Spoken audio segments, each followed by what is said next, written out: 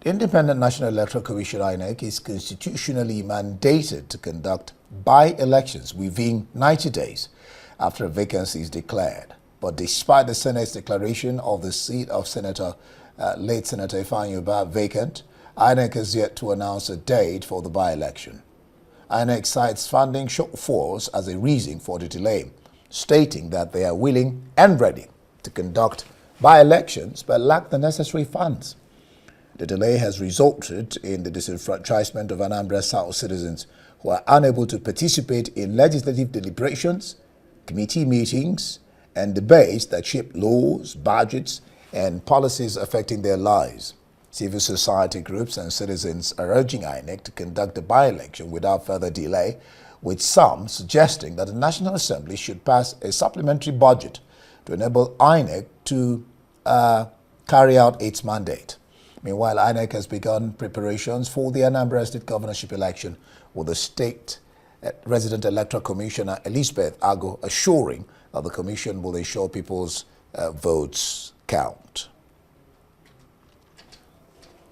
Well, and joining us on the news to discuss this delay in conducting a by-election and preparations for Anambra elections is Ubah Ejomofor, APGA spokesman. Good to have you join us, Ubah. Thank you, Ndi. Thanks for having me. Good. What's your sense of INEC's reason for not conducting the by-election? Well, good evening, viewers at home, and once again, Ndi, for having this matter has protracted for quite a while now. By next month, it will be 1 year that the late Stephen Ubah, God bless his soul, since he left this world, and the seat of the Anambra South senatorial zone left vacant. It will be quite a year. That will be up to a year that this has happened. And by next month too, it will be about 3 months since the Senate declared that the Anambra State senatorial seat is vacant. And up until now, like you said in your intro, the people of that zone have been somewhat left out of the considerations and the activities that should guarantee them proper representation at the Senate. And it's disturbing to stakeholders of that zone and those of us who are also leaders of political parties in the country. So it's something that shouldn't be. We should get to the point. We should get to that point in our in our elections and our democracy where issues of this nature should be trashed and dispensed with almost immediately, at least within the prescription of the law. And if the law says 3 months, I'm sure the crafters of that part of the Constitution understand that within 3 months, that's 90 days, the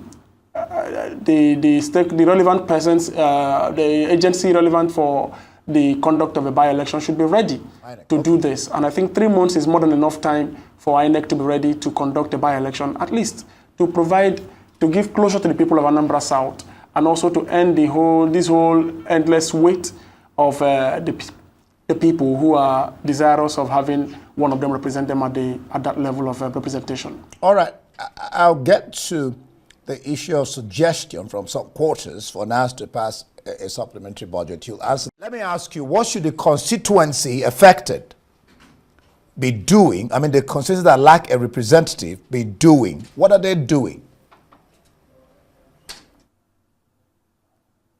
Okay. Part of what they are doing is also raising concerns. They are already mounting pressures on sister districts, speaking through, other members of the National Assembly who are from the state, and also calling on them, and also, writing to INEC to expedite the process of, the replacement of the late senator, and also give them the benefit to also have a representation at the hallowed chamber of the Senate. So advocacies are ongoing, and of course this is also a passionate appeal to the Independent National Electoral Commission and even the National Assembly, if need be, that there has to be a supplementary budget passed for INEC to be empowered enough to carry on this process. Then let it happen as quickly as possible. This by-election should have been conducted like yesterday.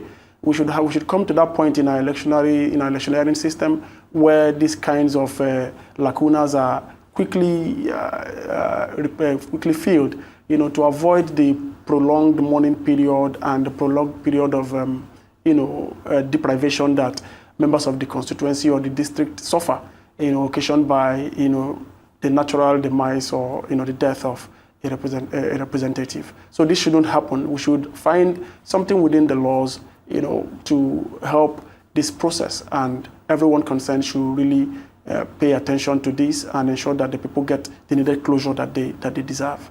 All right, well, you've spoken about the NAS budget. Now, let me ask you this. One would, or some will ask, how come INEC, they have funds to conduct the forthcoming governorship election and not the by-election? Some would wonder, is there a disconnect here, or is it a question of the importance, rating the governorship more important than, or not having enough funds to have both elections? Hello, these are the fundamental issues. Can you hear me? Hello, are you there? Go on, I can hear you.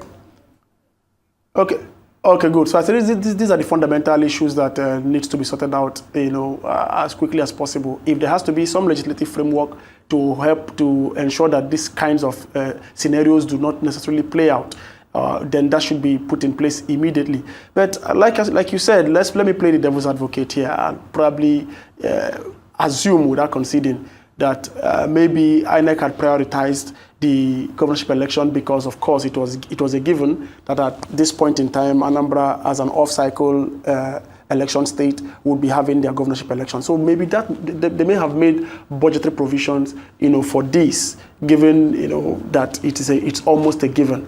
But for this one, which was largely unforeseen, something that was never intended by the commission or intended by anyone, maybe trying to further play devil's advocate, maybe there could be some binding resource constraint, in the conduct of this process. But I still know that there is something within the framework of the existing system that can enable INEC to carry out its constitutional mandate without necessarily suffering, resource constraint or complaining of logistic issues and every other issue. This for me is a test of, the efficiency of our public service, our public sector.